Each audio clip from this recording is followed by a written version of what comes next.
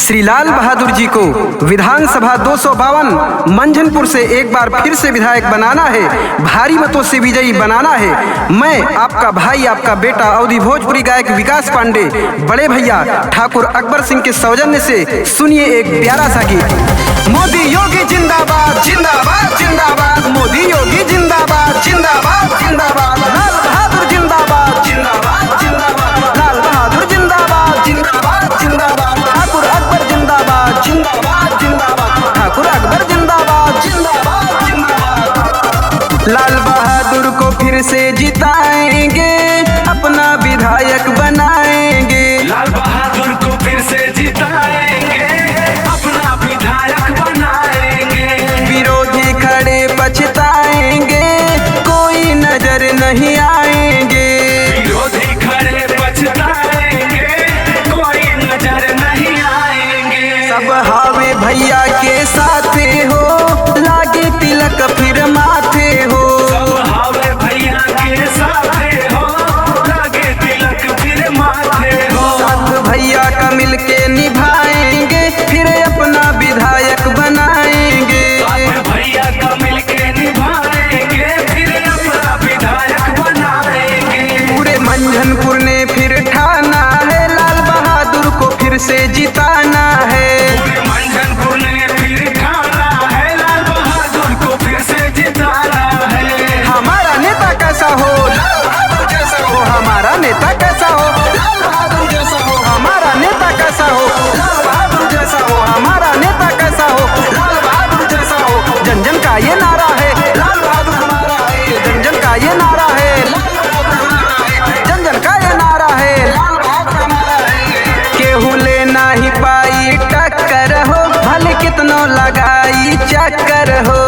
लेना पाई टक्कर हो, कितनो लगाई चक्कर हो। हे भैया फिर नया इतिहास बनाएंगे, पूरे मंझनपुर को चमकाएंगे। नया इतिहास बनाएंगे, पूरे मंझनपुर को चमकाएंगे। लाल बहादुर को फिर से जिताएंगे, भैया अकबर का सपना सजाएंगे। लाल बहादुर को फिर से जिताएंगे, भैया अकबर का सपना सजाएंगे। जो बोले थे करके दिखाए हैं, जो बाचा है उसको करवाएंगे।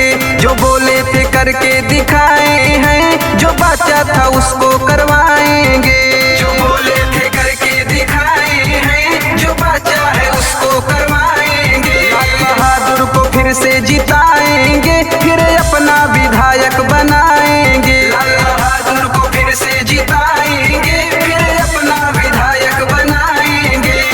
एक ही नारा एक ही नाम, जय श्री राम जय श्री राम। एक ही नारा एक ही नाम, जय श्री राम जय श्री राम। एक ही नारा एक ही नाम, जय श्री राम जय श्री राम। मोदी योगी जिंदाबाद जिंदाबाद जिंदाबाद, मोदी योगी जिंदाबाद जिंदाबाद जिंदाबाद, लाल बहादुर जिंदाबाद जिंदाबाद जिंदाबाद, लाल बहादुर जिंदाबाद जिंदाबाद जिंदाबाद, ठाकुर अकबर जिंदाबाद जिंदाबाद जिंदाबाद, ठाकुर अकबर जिंदाबाद जिंदाबाद जिंदाबाद, ठाकुर अकबर जिंदाबाद जिंदाबाद जिंदाबाद। दमदार है दिलदार है, ये तो मददगार है। दमदार है दिलदार है, ये तो मददगार है। दमदार है दिलदार है, ये तो मददगार है। लाल बहादुर को फिर से जिताएंगे, अपना विधायक बनाएंगे। लाल बहादुर को फिर से जिताएंगे, अपना विधायक बनाएंगे। विरोधी खड़े पछताएंगे, कोई नजर नहीं आएंगे।